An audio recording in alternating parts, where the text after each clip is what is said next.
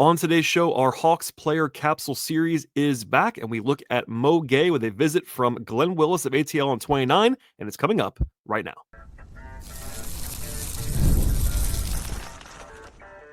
You are Locked On Hawks, your daily Atlanta Hawks podcast, part of the Locked On Podcast Network. Your team every day. Hello, friends. Welcome to episode 2030 of the Locked On Hawks podcast. I am your host, Brad Rowland, coming to you on a Sunday evening here in late July. And today's podcast will be diving in to our player capsule series once again with my friend Glen Willis joining me from ATL and 29 to discuss Mo Gueye. First on this episode, I should tell you at the top of the show to make us your first listen at Locked On Hawks each and every day. Check us out and subscribe to the podcast anywhere you find your podcasts. That includes Apple and Spotify. We're also on YouTube, so please like this video as you are watching it. And of course, crucially, tell your friends, tell your colleagues, tell your family, etc. about this podcast. Last week was very busy on the show. We had 5 episodes. Tyler Jones joined me on the podcast on Friday. I dropped an episode with Dane Moore, diving into Nikhil Alexander-Walker. That was a fun listen as well. Wall-to-wall coverage, as always, about the Hawks in this space. And as we'll talk about in a second with Glenn, we start this player capsule series before the draft each year. I did a couple back in April, May area for the Hawks, but now we dive in with both feet as the dead period is here in the offseason. So first up today is a look at third-year big man Mo Gueye, what he's good at, what he has to work on, all those things, his role for next year. We'll get into all of that and more right now with myself and Glen Willis. I am joined once again by my good friend Glen Willis of ATL and 29. Glen, it's been a while. It's been a non-Summer League episode of the podcast. We're back to player capsules. I appreciate you being here. How are you? Yeah. I look forward to diving in here. I'm good. You know, we did a couple of player capsules, so at least one full one and one kind of mini one before the transaction cycle happened. If people are new to this segment, Glenn is gracious enough to give me a bunch of time in the summer to basically just do looks at players, deep dives, where they are, where they have been, where they might be going. We did Larry Nance. I thought at the time Larry might be back, and that did not happen. So these things could go away. We lost a couple potential player capsules with Terrence Mann and George Niang as they were traded after I did my list. But we have new guys too, and it's an interesting time. We'll be doing Mo Gueye on this episode, as people probably already know by click on the podcast. Mo is really interesting. Like, I wanted to save a lot of the big guns for later, but Mo is one of the more interesting ones to me. I don't know if you share that thought with me. He just hasn't played that much. We'll get into all of this, but when I asked you to talk about Mo Gueye today, what was kind of bouncing around in your mind? I mean, the big curiosity I have is what role do they envision for him next year, right? He showed a lot of growth the last 2 months, whatever we want to call it, the season. I know we'll talk about positional size, what he has, what he doesn't have. And so for me, I keep kind of looking out, like, if they add are they going to add another center? If so, how does that impact his spot in the rotation? Is he kind of 1 foot in, 1 foot out, and just situational game by game? Or do they want to, like, kind of put him into that 10th spot maybe in the rotation and have him play, 12 to 14 minutes a game? And in cases where you're closing defensively, you want to put a switchable lineup out there. Maybe it's more than that, right? He had a few games last year where he played basically starter's workload. Think about, especially against the Bucks. I think a lot of us kind of remember those games against Milwaukee. But yeah, my curiosity is, what do they think of him? What role do they envision for him? What do they think he's capable of handling from a responsibility standpoint? And because right now it feels a little bit like an unknown, even though he did show some real growth last year. Yeah, for sure. And we'll probably, kind of do the overview, and then we'll kind of maybe circle back to like, hey, what's this going to look like? Because you're right. That's my thought too. It's a lot of, there's some uncertainty, but I don't mean that in a bad way. I think that just with the way that they've operated this summer so far, as we record this in late July, they've added really only one like major front court piece in Porzingis. But Mo's role has been uneven to date. Even if they hadn't done anything, I wasn't 100% confident in what Mo's role was going to be. He'll have one. I'm pretty confident in that. It's just what will be going into it is very interesting on both ends of the floor, really. People that may be joining us who are not always super dialed in, Mo was the 39th pick in the 2023 draft. So he'll be going into his 3rd season. Still pretty young, 22. He'll be 23 in November. And he's only played 39 games so far in the NBA in 2 seasons, but 33 of them came last season and he made 28 starts. And I went and looked at this. He didn't play a competitive NBA minute last year until basically the end of January. So all of that basically came at the from the end of January to the end of the season, which again, part of that was Jalen being out, part of that was Capella being out, and all this Nance being out, all that stuff. But he was thrust in, played a pretty big role at times. He averaged 17 minutes a game, basically down the stretch, including, like you said, a couple times where he was basically playing starting minutes. And he was, there was a few games where he was starting in name only, like he was kind of getting like the old Keith Bogans 7 minutes in both halves. But then there was some games where he really played 30 minutes or something like that down the stretch, and he became extremely valuable, particularly with his defense. If you're okay, I want to start with the defense because that is the really exciting side of the floor with Mo Gueye, and I would say the more actualized part of his game, because I have this stat that I don't know if you know this, because I was actually surprised. I think I kind of knew this at one point, but with Mo Gueye on the floor last year in like 500 plus minutes, the Hawks had a 105 defensive rating, which is like great, like really, really, really, really good. Now, he doesn't get credit for all of that, but certainly he was a factor defensively, and they were able to kind of hold up defensively when they had some personnel challenges. I just said, like, he played a lot more when Jalen was not around and when Clint was not around, which meant that their infrastructure defensively was pretty bad at times at the end of the season. And he was an active plus to the point where a lot of the metrics, like the EPMs and the Raptors, like really love Mo Gueye's defense. Like, and it's a small sample, but it also passes the eye test. At least it does for me. Yeah, it's for me it is the versatility, the switchability. He depends in space well. A term I use, I don't know if anybody else uses, is his defensive range. He can get from the corner of the rim back to the corner. He can cover a large portion of the floor by himself because of his quickness and his agility and his ability to kind of move side to side. And so that's where all of his strength shows up. He had real flashes of weak side rim protection last year. Was impactful there. For me, when I think about teams that tend to play smaller, I think he's good in those games where teams that play 5 out, he's the kind of defender you want on the floor. Oftentimes, for teams that do that. And you go up against, the way that like the Clippers are built, with Zubac being just an absolute beast. Like you don't want him getting switched on to like the biggest centers, in the league. But for me, it's just he has a really unique ability just to cover and be responsible for a lot of space. And that's to me where his strength is. And then, like I said, if you want to switch, you want to get him, if someone running 1-4 pick and roll, you get him to the level of the screen, he can impact that. He has the speed to kind of move up and impact that play and get back. So I thought they won several games last year. They don't win if not for his defensive production. Yeah. And I think that was noteworthy. Oh, it definitely was. And they are excited about his defense. For sure, organizationally, like that's on the reporting intel side. Like they've always kind of, and we'll get into this.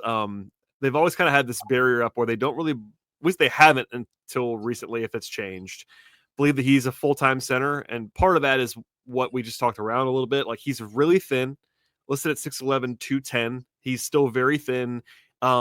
He's not the strongest guy in the world by big standards, but he does, of course, like we just talked about in a positive way, the range, the backside rim protection, the versatility defensively kind of stems from that. So, it's hard to do everything. And he showed some center, and look, I was tracking it all year long. He really didn't play any center until the very end of the season, when they basically were out of options. They even tried Don Barlow there before they tried Mo there, and that kind of, I think, illustrated, hopefully to people kind of saw what I was reporting on.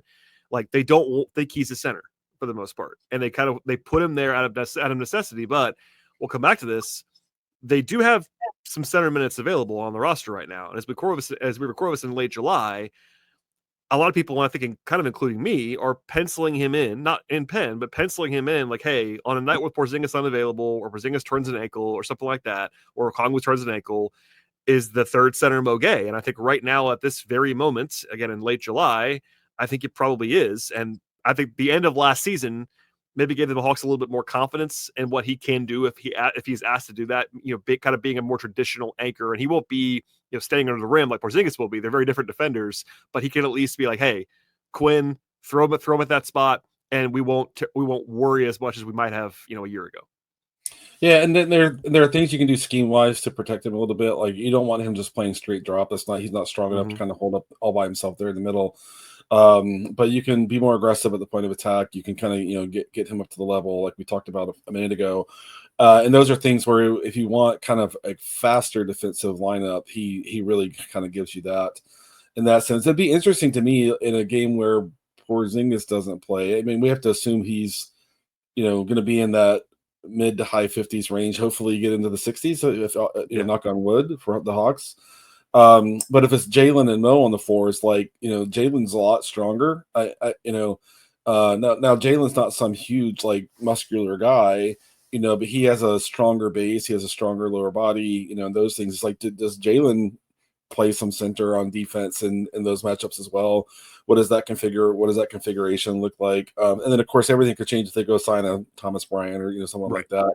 Could kind of change a lot of that. But it feels like he's someone that they probably want to lean into a little bit. And like really, the year 3 is, I think this is the year to really see if he's in the rotation on a regular basis, how consistent can he be? How consistently impactful can he be? And those things, because he really does give them something that few others on the roster need. It's just his speed and his ability to kind of cover space and things like that. But if they have to play smaller when Porzingis is resting on the second night of a back-to-back, whatever the situation is, will be interesting to me see Jalen plus Mo on the floor together. How do they match up? It's probably a little bit dependent on the opponent. But that's something I'm looking forward to kind of seeing what they do in those situations as well. For sure. And that's a pairing that just didn't happen much, if at all, last year, because like I said, Mo really didn't take a step forward and play NBA minutes until Jalen was gone. And you're right. I think it's very natural to say, okay, if you were trying to form a lineup that can defend without either a Okongwu or Porzingis on the floor, you would want Jalen and Mo as your 4 and 5. On the current roster. And I think that would be really interesting. You have to do things a little bit differently, much more focus on versatility and all that stuff. But we'll get into that if we need to, and probably come back to it at the very end of this discussion. One more note I wanted to make sure I said, he averaged 5.4 steals plus blocks of stocks per 100 possessions last year. That's really impressive, like really sky high steal rate in particular, but block rate is up there too, but particularly steal rate for a big. Like he's got really good active hands. Some of that's it. He does foul a lot, and that's fine. Like it's a young player, big thing. And look, he also played. We'll get into this, but he played some in the G League. Like he was basically playing in full time in the G League last year for like a quarter, maybe a third of the season. And I think, as we've discussed for a lot of the guys, but really with Mo, took a big step forward. Like kudos to Ryan Schmidt and that staff for like helping him get ready to play NBA minutes. And Quinn thanked them pretty much from the microphone multiple times about Mo in particular during the season last year. Like, hey, Mo has come a long way, and it's true. And I want to just say that like the havoc creation aspect is not one that like I know they have Dyson to do that and on the perimeter, but as far as bigs, like a Okongwu isn't really that. Porzingis isn't really that. Like Jalen a little, but like I think Mo is definitely they're like most like events based big defender. Like he just does a lot of stuff, and I mean that in a very positive way. Like he just gets in the way, he sticks his hands in there, and like if you want some havoc creation, he's him and Dyson are a pretty crazy pairing in that direction. Yeah, and Okongwu showed some down the stretch of the season too. So when they lost Nance and Capella, and they had to kind of play smaller lineups, they were switching a lot more. Okongwu on the ball, solid on the ball. In space and things like that. But one thing that like changed, it felt like it was about, I don't know, mid-February or so, is like both Okongwu and Mo Gueye, when they were on the ball, would attack the ball. They were looking to take the ball away from the ball handler. But the other thing that Mo does, probably a good bit better than Okongwu, was he realizes how quick he is. He impacts passing lanes. He'll jump into passing lane and get a steal. And those things where Okongwu, doesn't, have that quite as much. And so it felt like, they were helping him incrementally realize like all the things he can do to be impactful as a defender, not just weak side rim protection, not just helping, as a rebounder, but also just creating, difficulty for a ball hunter that's in front of him. Loose with the ball, take the ball away from him. A passing lane where it looks like the passing lane is safe, but because of his quickness, he can kind of get to that passing lane and get it, even if it's just a deflection and someone else picks up those things.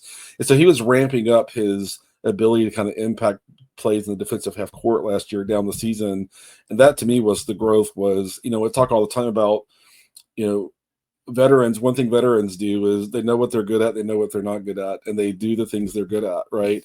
And it looked like last year, even as a young guy, Mo was realizing like, okay, these are the skills that I have that are maybe a little bit unique to me, and I'm going to lean into those skills to create more defensive impact. And I thought we saw that week over week over week down the stretch of the season where he's like, I can do this, I can do this, I can do this, and was just leaning more and more into it. So, hats off to the coaching staff for kind of helping him realize what those talents are and how he can leverage them.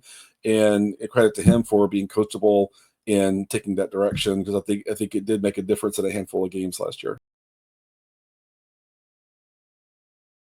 This is brought to you by 5-Hour Energy. It's time to fuel up and turn it up with 5-Hour Energy Transfusion. It brings the bold grape, ginger, and lime flavor of your favorite golf drink, minus the alcohol, into a quick, energizing shot. Whether you're sinking birdies or just making memories with friends, this one is a hole-in-one for your energy game. And let's be honest, something gets in the course or off the course, you just need an extra boost to stay sharp and energized. And for me, as a terrible golfer, honestly, I'm playing usually to have fun with my friends. And if I hit a real shot or two along the way, I keep coming back to the golf course. And really, though, golf is all about good times with good people and good flavors. Of course, the grape, ginger, lime flavor gives you the best parts of your clubhouse go-to without chasing down the beverage cart. If you go to 5hourenergy.com right now today, that is the number 5hourenergy.com. You can use the promo code LOCKEDONGolf to receive 20% off your first order.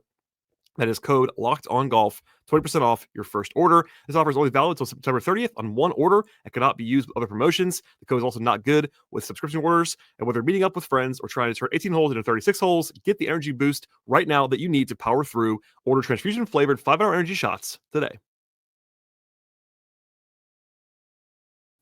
I want to talk about the offense, and it's definitely the more uncertain, uneven side of the floor for Mo. And I don't mean that in a negative way, even though it kind of might sound like it as we talk about this a little bit. It's kind of funny and maybe a reminder to everyone, including me, about like prospects, because Mo was really seen as an offense first prospect, which might sound crazy if you've watched him only the last year, because he's definitely not that anymore. He's a defensive first player, and like they talk about him that way. And but coming out of college, like the real intrigue with Mo was that he had like a skill level as a 6'11" guy. Like that was the thought process around him. You're taking a bet on him. He's a willing shooter, as we'll get into. But right now, I think it's fair to say, I mean, maybe you could correct me if you don't think I'm right about this. I think it's fair to say he is a pretty clear negative on offense. That's my evaluation on an NBA court, which again, he's young. He may not be as soon as this season. I'm not closing the door on that. But as far as last year is concerned, I think it was like kind of like, hey, Mo's offense is pretty far behind where you'd want it to be. But again, that's why he is in the position where he is. And is that fair? Do you agree with me, or am I being too harsh? Yeah, so I thought when he was starting down the stretch, I think the beginning of that stretch of the season was, if you watched him play at College Park, what they asked him to do on the Atlanta Hawks was a different role, right? Yeah. In College Park, he was more central to what they were doing. They wanted him to DHO. They wanted him to be a passer. They wanted him to be a connective kind of guy. With the Hawks, they mainly kind of parked him in the weak side corner, didn't use him in the pick and roll and those things. And so it was a completely different role. And so for me, it maybe was understandable that he had to kind of adapt to a different role there. To me, like it was like the last 3 weeks of the season, he finally started showing some innate ability to know where he was supposed to be. The timing of lifting from the corner up to the 3-point break got smoother and smoother. And then he realized too, like if I'm in the weak side corner, I can be impactful on the offensive glass as well. And so another one of those things is like, okay, what are the things that you're good at? Let's lean into those things. For me, it's gonna be interesting to see if he shoots the ball better this season. It's for him to play a lot. It's critical for him to be just a 36-37% guy from the corner. Is good enough for him. And those things, and then it's be interesting to see too in the preseason games when we get to October, are they letting him short roll? Are they kind of putting him in that context more into that action, letting him do that because he has good hands. He's a pretty good processor. He just doesn't really have the reps at the NBA level, kind of being really kind of central to what they're doing on offense. And so to me, the preseason is a chance to kind of see like, okay, if if the other team's putting their center on Jalen and they're cross matching or whatever it might be, can you put Mo into the screen X? Can you short roll him? Can you give him the ball at the free throw line, have him make a decision to get to the rim or pass it to the corner, kick it out to the 3-point break, whatever it might be? So I'm really interested to see offensively what they're doing with him when they start playing again in October. But I felt like he the last 3 weeks of the season, his offensive play was a good bit cleaner and a little bit more polished. Still a lot more growth needed. Still, and it's certainly, and he's known. I mean, you hear them talk about he's coachable, he's a hard worker, and so there's probably a lot of those skills, the short roll skills, catching the ball, making a decision, reading the defensive rotations, and those sorts of things. I would guess that's something he's working very hard on this summer to kind of be viable in that.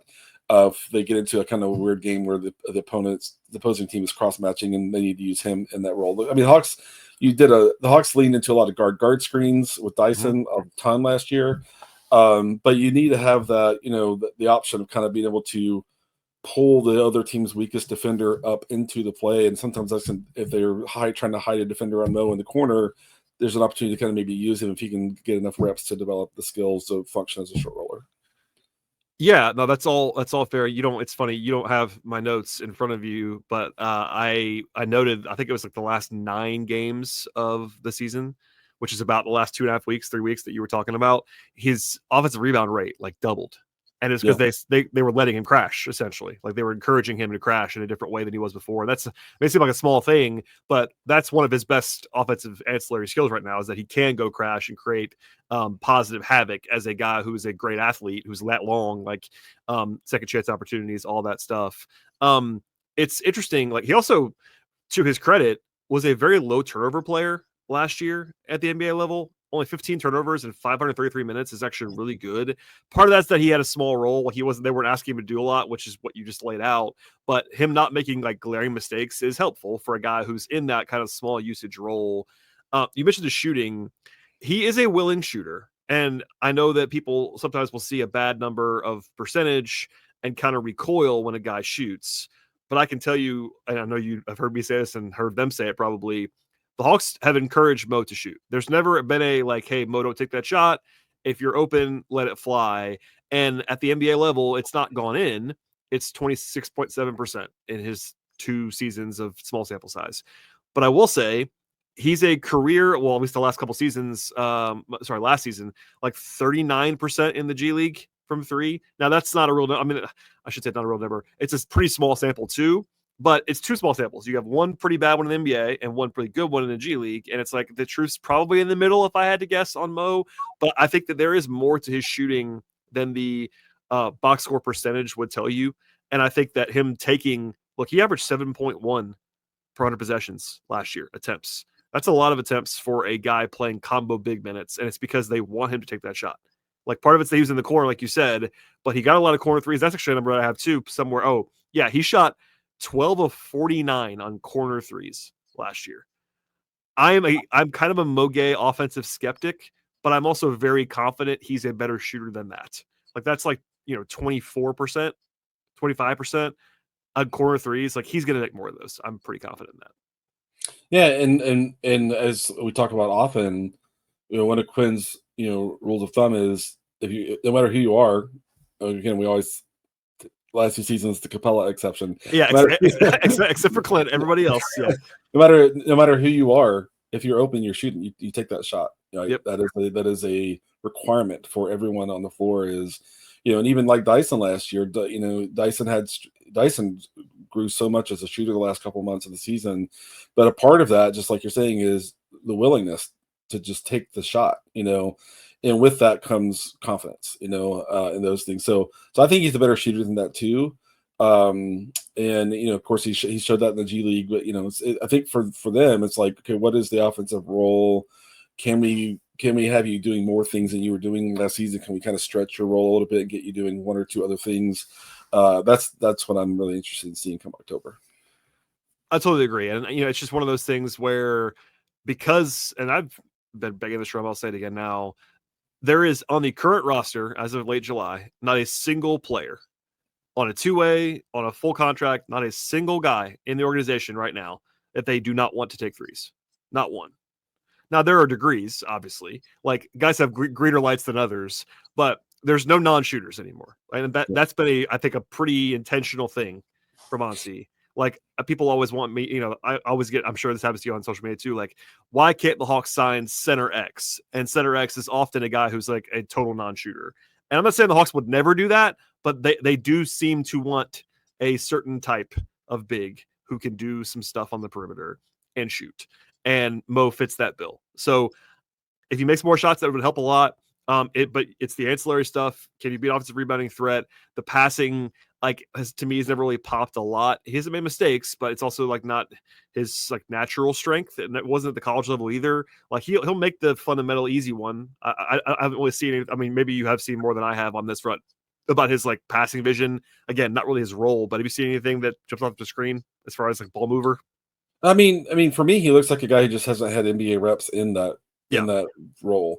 I agree. And so, but he has good hands and he moves well. He sees the floor well. And so for me, I think it's just a matter of, I mean, I would hope they're like really working on his short roll this summer and putting, defenders that are kind of coming from the strong side, coming from the weak side, make that read, make that pass, make that read, make that pass. If no one's rotating in, attack the rim. That's where I really kind of want to see him flourish because he has the hands for that. But it's hard for me to know how good is he at it until we kind of see them throw some of those reps toward him. But in terms of having the raw skills like good hands and good processing, I think that's all in good shape. He just needs reps.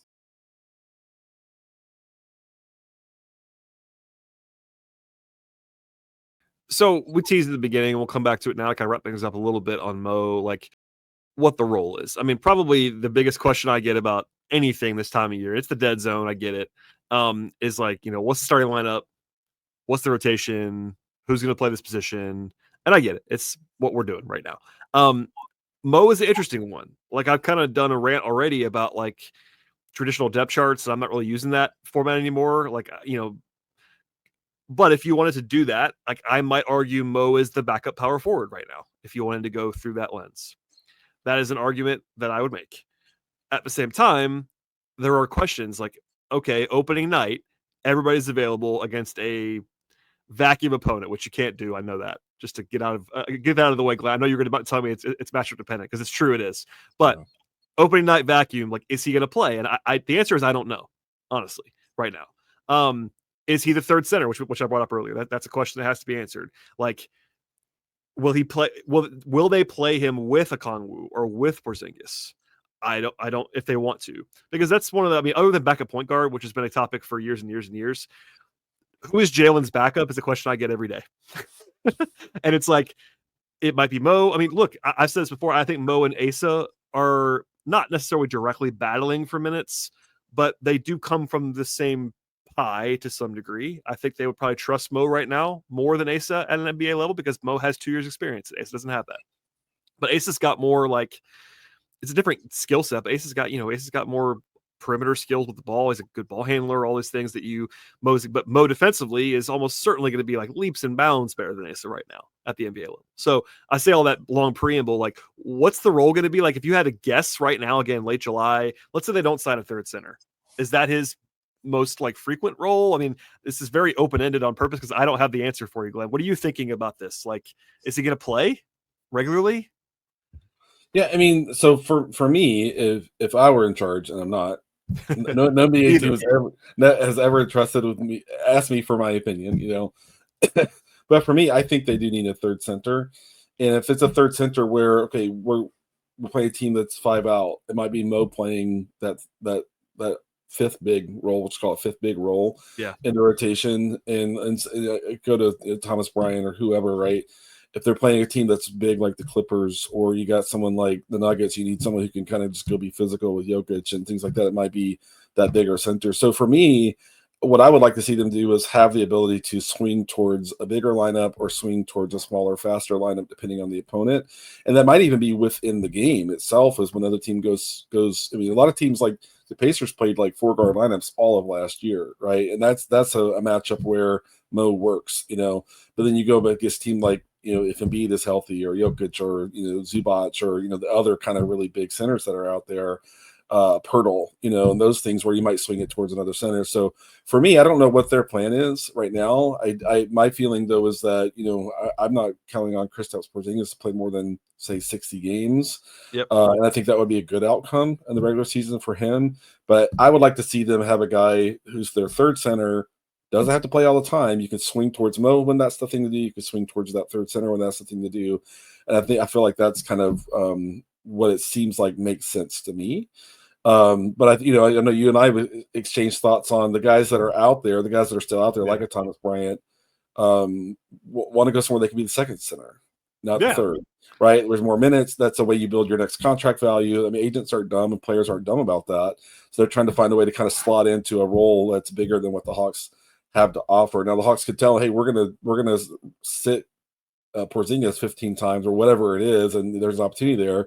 But still, if some other team calls and said, we'll make you our second center, that's obviously a more attractive situation for a guy like that to pursue.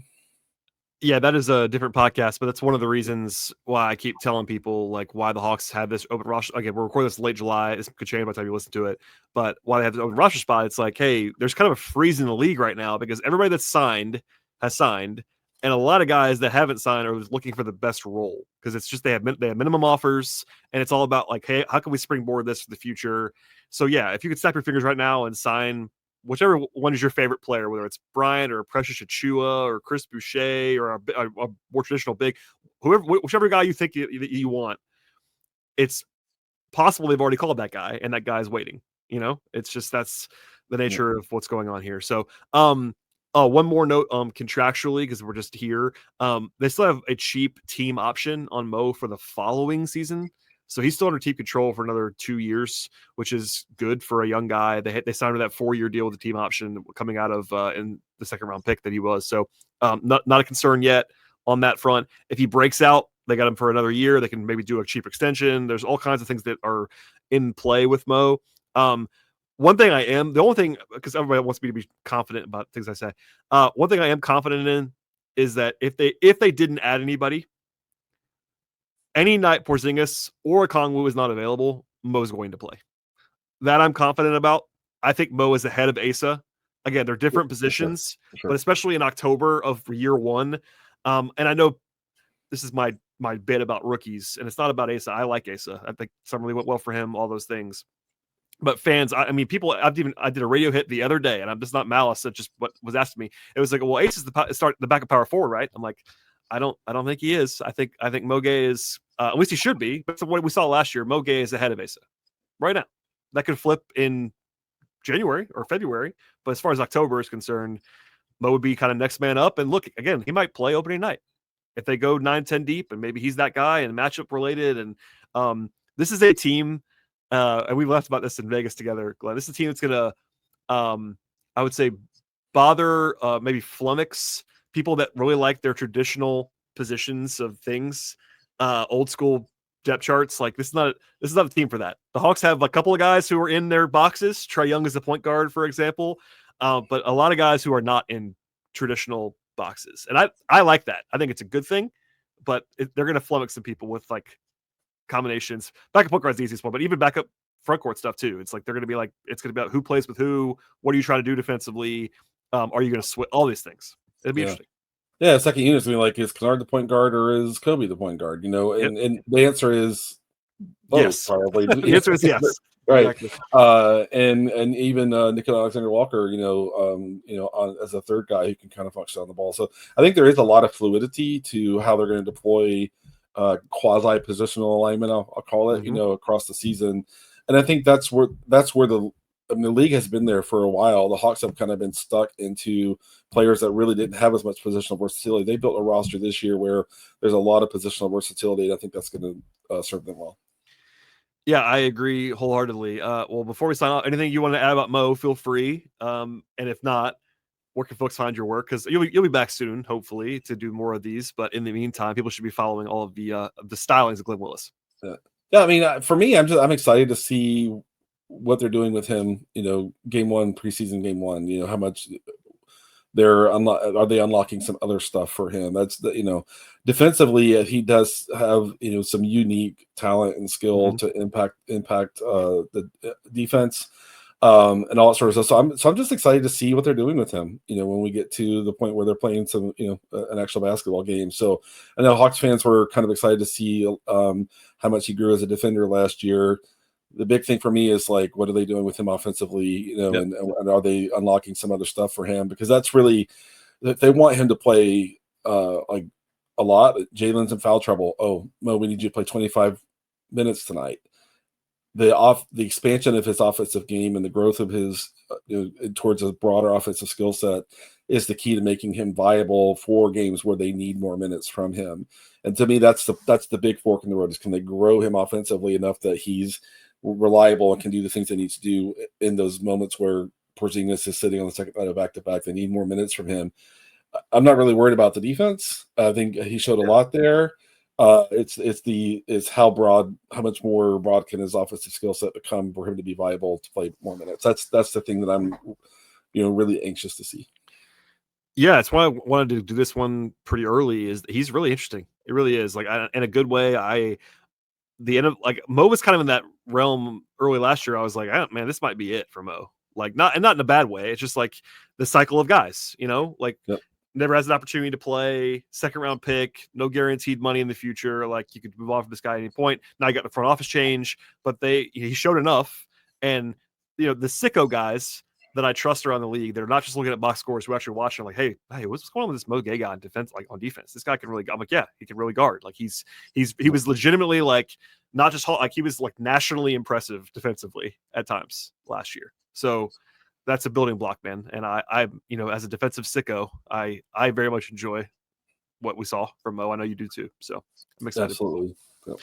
Yep. Glenn, folks should be following you at Willis_Glenn. Is that correct? That's Twitter.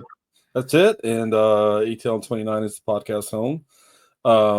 And when we get a little closer to the season, I can't do a ton of writing for Wes over there at Peace Hoops, but I'm gonna do what I can.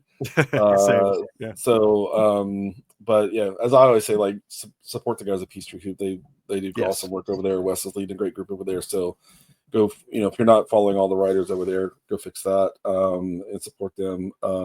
Otherwise, we are a little bit of a dead zone here, for a few weeks, and unless I don't know, check our phone. Did they cite somebody? I'm looking all the time. This is one I'm going to post in like 24 hours. So hopefully it's going to hold. And if not, I will have done a topper by now. People have already watched or listened to that says, hey, they signed this player after this. So yeah, we're in that time where it's like, we're probably okay, but Eurobasket's coming up 5 weeks away. Yeah. Basketball. So yeah, it'll be fun to watch some few Hawks players that are going to be playing for their national teams and all that sort of stuff. So that'll be fun and give us something to watch and analyze. Yeah, exactly. It's kind of middle of the day for me, so for me, I'll probably be figuring out how to watch it after the fact or whatever it might be. But it is nice that there's other basketball content not too far around the corner, because content creators need something to react to. This is the original impetus for the player capsule series that we are currently talking right now. It says, hey, we got to fill some time. It's good, though. I find it very useful for me, even prepping this stuff. And hey, this guy did this. I forgot. So anyway, Glenn, thanks for being here. We'll have more of these coming up later on this summer, and we'll see everybody next time.